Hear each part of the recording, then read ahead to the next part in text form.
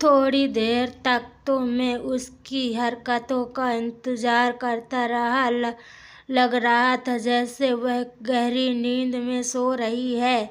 मुझ में और भी ज़्यादा हिम्मत आ गई। उसने अपने ऊपर चादर ली हुई थी। मैं चादर के ऊपर से ही हाथ लगा रहा था। 15 मिनट तक मैं ऐसे ही चादर के ऊपर से हाथ लगाता रहा, लेकिन उसने कोई इशारा नहीं किया।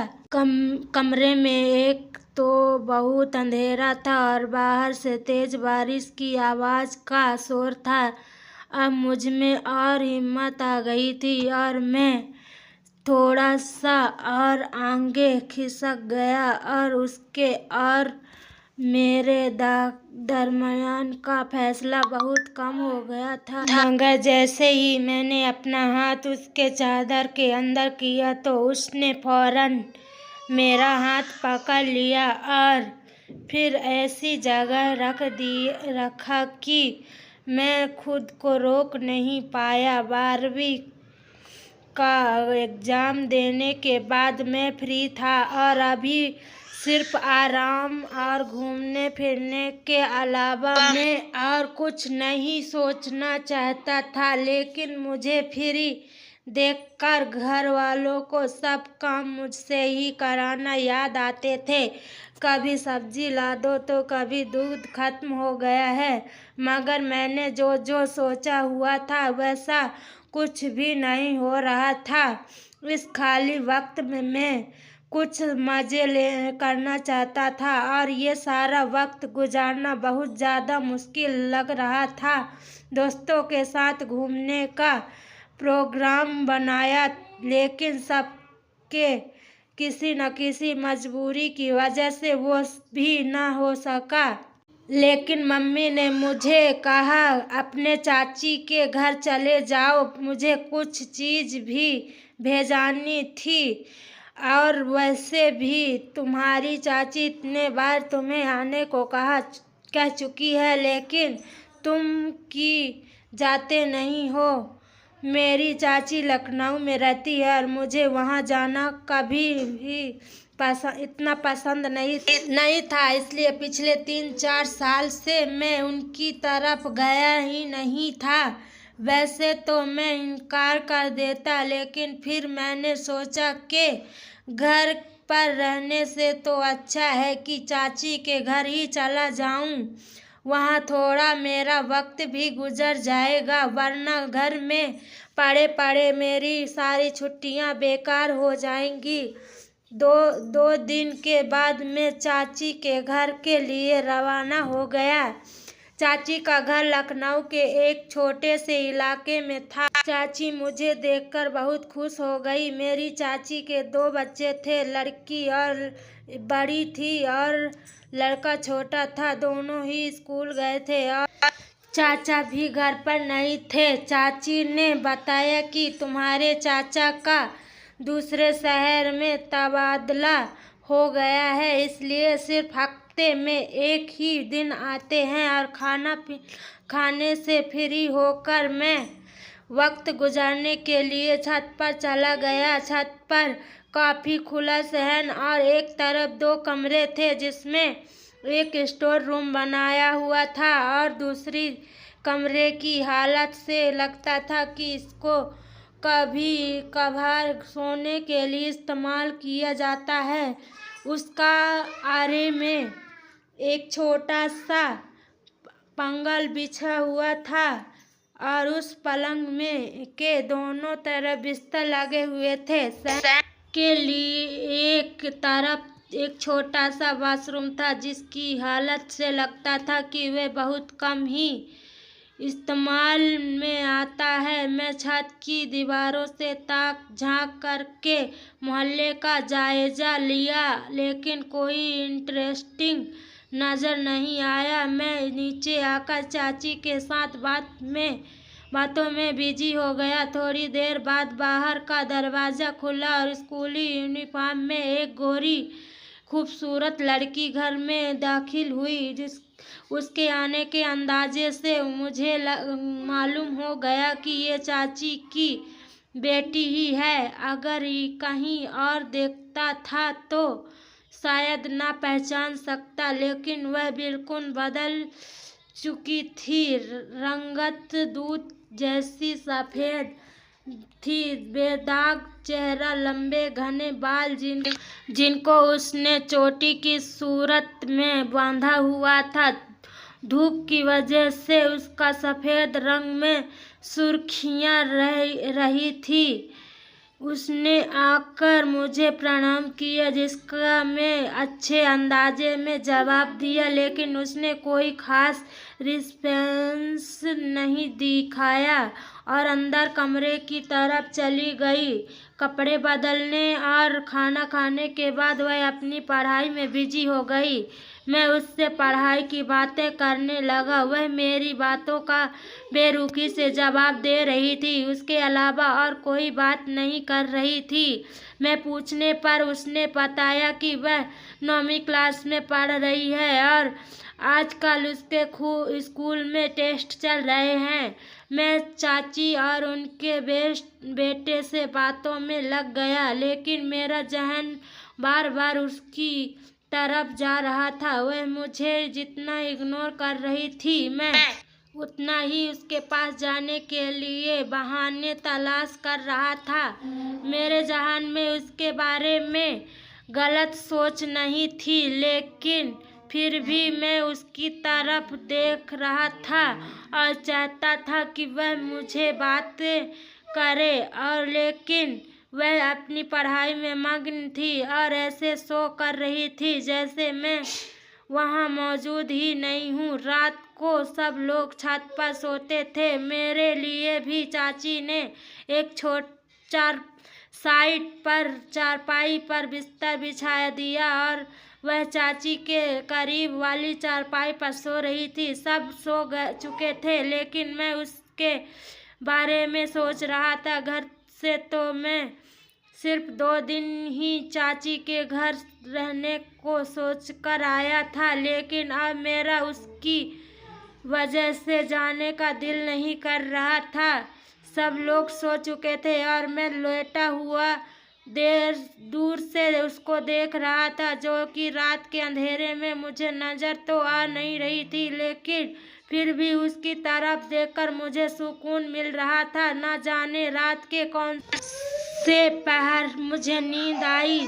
सुबह चाची के जगाने पर आँख खुली तो सबसे पहले मैं उसको ही देखने लगा, लेकिन तब तक वह शायद स्कूल जा चुकी थी। सारा दिन उसकी वापसी का इंतजार करता रहा, लेकिन वापस आकर उसने कल वाली रूटीन जारी रखी। फिर मैं अपने चाची के बेटे के, जिसका नाम करण था, उसके साथ बाजार चला गया और उसको कुछ चीज मैंने लेकर दी। मैंने कहा वहाँ से उसके लिए भी एक चॉकलेट खरीदी ली, पर घर आकर मैंने उसको चॉकलेट दी थी, लेकिन उसने यह कहकर इनकार कर दिया कि मुझे चॉकलेट पसंद नहीं है और दोबारा अपनी पढ़ाई में बिजी हो गई। वह मुझसे जितना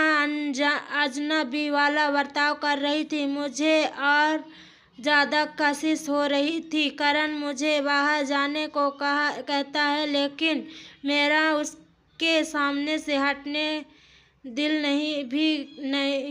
भी नहीं करता था। बस दिल करता था हर वक्त उसको देखता रहूं। इस रात भी हम सब छत पर सो रहे थे।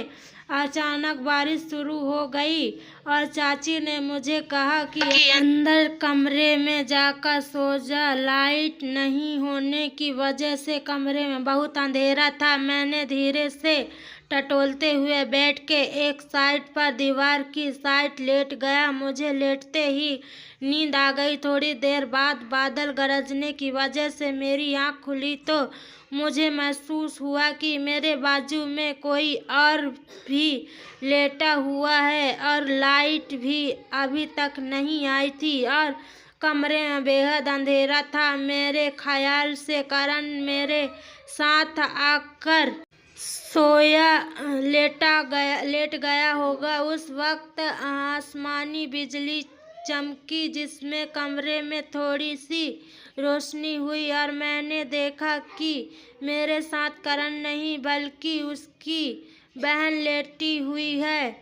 मेरी तो सांसें रुक गई और मुझे ऐसा लग रहा था जैसे मेरे अंदर जान ही नहीं हो। उसको अपने इतने करीब सोते हुए देखकर तो मैं अपना होश खो बैठा। मैं उसकी तरफ करवटें लेकर लेटा हुआ था। जैसे ही कोई हरकत की तो जान निकल जाएगी। मैं काफ़ी देर तक उसे हालत लेटा रहा। थोड़ी देर में कुछ नॉर्मल हुआ तो दिल उसको छूने को किया, लेकिन मुझे डर लग रहा था कि अगर उसकी आंखें खुल गई तो कहीं कोई मसला ना हो जाए। मुझे अंदाजा हो गया था कि कमरे में अंधेरे की वजह से वह यहाँ आकर लेट गई है। अगर उसको मालूम होता तो वह कभी भी यहाँ नहीं लेटती। मेरी किसी भी किस्मत की हरकत करने से पहले वह समझना जरूरी था कि वह गलती से यहाँ लेटती है या जानबूझकर। नींद में करवटें लेने के अंदाज में अपना हाथ उसके बाजू पर इस तरह रखा कि उसकी आंखें खुल जाएं। मेरे हाथ ने जैसे ही कुछ छुआ तो मेरे अंदर जैसे एक अजीब सा करंट लग गया हो। उसके बाजू किसी रोशनी रेशमी तकिए की तरह नर्म था। मेरे प्लान के मुताबिक मेरा हाथ लगने से उसकी आंख खुल गई तो फौरन उसने मेरे हाथ पीछे किया और उठकर बैठ गई और अंधेरे में ही गौर से मेरी तरफ देखने लगी, जैसे अंदाजा लगाने की कोशिश कर रही हो कि उसके साथ कौन सो रहा है। मैं ऐसे सो कर रहा था जैसे गहरी नींद में हूँ और मुझे आस पास की दुनिया की कोई खबर नहीं है। मेरे हल्के हल्के खराटे से उसको महसूस हो गया कि वह करण के बजाय मेरे साथ सो रही है। उसने जल्दी से अपनी चादर उठाई और पलंग की दूसरी साइड पर जाकर लेट गई। मैंने ठंडी सांस भरी और अपने आप को कोसने लगा कि उसको जागने की क्या ज़रूरत थी। ऐसे में कम से कम मेरे पास तो लेटी हुई थी। अब पता नहीं ऐसा मौका दोबारा मिलेगा या नहीं। अगले दिन उसने पहले जैसा ही बर्ताव रखा, जैसा कुछ नहीं लग रहा था कि रात की बात पर कुछ रिएक्ट कर रही हो। आज तो वह थोड़ा परेशान लग रही थी और पहले से भी ज़्यादा पढ़ाई में बिजी थी। मैंने थोड़ी हिम्मत करके उससे परेशानी की वजह पूछी तो उसके बजाय चाची ने बताया कि कल इसका मैथ का पेपर है और वह मैथ में काफ़ी कमज़ोर है। मैंने कहा कि चाची आपकी फिक्र न करें, मैं तैयारी करा देता हूँ। यह सुनकर उसको कुछ तसल्ली हुई। मैं देर रात तक उसके साथ बैठकर मैथ की तैयारी कराई। इस दौरान काफ़ी बार मेरा हाथ उसके हाथ को छुआ तो जैसे करंट लग गया था। उसके बाद वह मेरे साथ कुछ हद तक फ्रैंक हो गई थे। अब अगले दिन पेपर देकर आई तो काफ़ी खुश लग रही थी। मेरे पूछने पर उसने बताया कि पेपर बहुत अच्छा गया और आज मेरे पेपर हो गए हैं। फिर उसने मुझसे हाथ मिलाकर मेरा शुक्रिया अदा किया और कहा, आपकी वजह से मेरा पेपर अच्छा गया है। उसका नाजुक हाथ अपने हाथ में लेकर मैं तो अपने आप से ही बेगाना हो गया था। उसके बाद तो मैंने उसका बिल्कुल ही अलग रूप देखा। वह मुझसे बहुत ही फ्री हो गई थी और अगले 2 दिन हम लोग ने खूब गपशप के इस रात को सोते ही फिर से बारिश हो गई और चाची ने आज भी मुझे अंदर जाकर सोने को कहा था। मैं कमरे में बैठी की दूसरी साइड और पर आकर सो गया जहां करण सोया हुआ था। थोड़ी देर के बाद मेरी आंख खुली। कमरे में अंधेरा था। उस वक्त बिजली चमकी और उस चंद सेकंड की रोशनी में मुझे लगा कि मेरे साथ करण के बजाय वही सो रही थी। मैं तो जैसे शॉक्ड हो गया था। थोड़ी देर ऐसे ही लेटे रहने के बाद मैंने सोचा उस दिन की तरह इसको फिर जगा दूं, वरना लाइट आने पर यह सुबह उठने पर चाची ना देख लिया तो पता नहीं क्या समझेंगी। मैं अपना हाथ उसके बाजू पर इस तरह मारा जैसे कि नींद में लग गया हो। वह उठे और उठकर गौर से मेरी तरफ देखने लगी और फिर दोबारा वहीं पर लेट गई। मगर मैं अभी भी लेटा रहा और सोने की एक्टिंग कर जारी रखी। मैं दीवार वाली तरफ था और वह पलंग की तरफ। हमारे दरमियान फासला बहुत ही कम था। मगर अब मुझे समझ नहीं आ रहा था कि क्या करूं। मैंने सोचा कि उठकर दूसरी तरफ सो जाऊं, लेकिन फिर वही लेटा रहा। 10-15 मिनट तक ऐसे ही लेटा रहा। फिर थोड़ी हिम्मत करके अपना हाथ आगे बढ़ाया और उसकी कमर पर रख दिया। हाथ रखते ही जैसे मुझे ना जाने क्या होने लगा। थोड़ी देर तक उसकी किसी हरकत का इंतजार करता रहा, लेकिन ऐसा लग रहा था जैसे वह गहरी नींद में सो रही है। फिर मैं और हिम्मत आया। उसने अपने ऊपर चादर ओढ़ी हुई थी और मैं चादर के ऊपर से हाथ फेर रहा था। 15 मिनट तक मैं ऐसे ही चादर के ऊपर से हाथ फेर रहा था, लेकिन उसने कोई रिस्पॉन्स नहीं दिया। कमरे में तो बहुत अंधेरा था और बाहर तेज बारिश की आवाज का शोर था। अब मुझ में और हिम्मत आ गई और मैं थोड़ा और आगे को सरक के अब उसके और मेरे दरमियान का फासला बहुत कम हो गया था। मगर जैसे ही मैंने अपना हाथ उसके चादर के अंदर किया तो उसने फौरन से मेरा हाथ पकड़ लिया और मेरे तो जैसे जान ही निकल गई। मगर मैंने कोई हरकत नहीं की और मैं यूं ही लेटा रहा। मगर अभी तक उसने मेरा हाथ पकड़ा हुआ था। फिर वह सीधी होकर लेटी और मेरे हाथ को अपने हाथों में ही रखा। उसने ऐसा करने से तो मेरे पूरा वजूद में सनसनी फैल गई और मेरे दिल की धड़कन तेज होने लगी। मगर वह अभी कोई हरकत नहीं की थी। थोड़ी देर तक तो वह मेरा हाथ यूं ही अपने हाथ में रखी रही।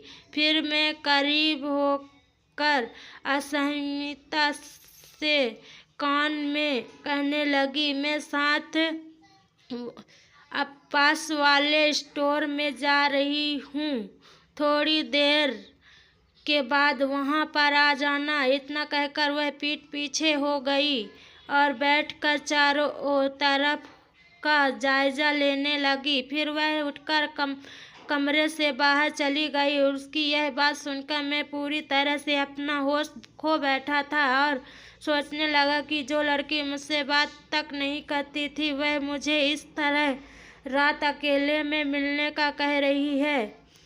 खैर लाइट अभी तक नहीं आई थी और चाची खर्राटे लेते हुए सो रही थी। फिर मैं उठा और कमरे में से बाहर आ गया, मगर अंधेरे की वजह से मुझे कुछ नजर नहीं आ रहा था। मैं धीरे धीरे चेक करते हुए स्टोर रूम तक की तरफ जाने लगा। फिर अभी भी मैं स्टोर रूम के अंदर गया ही था कि उसने मुझे पकड़कर अपना हाथ साथ लगा लिया। वह दरवाजे पर ही खड़ी मेरा बेसब्री से इंतजार कर रही थी। फिर वह अपने प्यार का इजहार के तरीके से 23 दिनों में हम एक दूसरे से प्यार हो गया था। लेकिन जब मैं अपने घर के लिए जाने लगा तो उसकी आंखों में आंसू थे। मैंने उसके करीब आकर कहा, ये मत समझना कि मैंने तुम्हारे साथ सिर्फ टाइम पास किया है, मुझे तुमसे मोहब्बत हो गई है।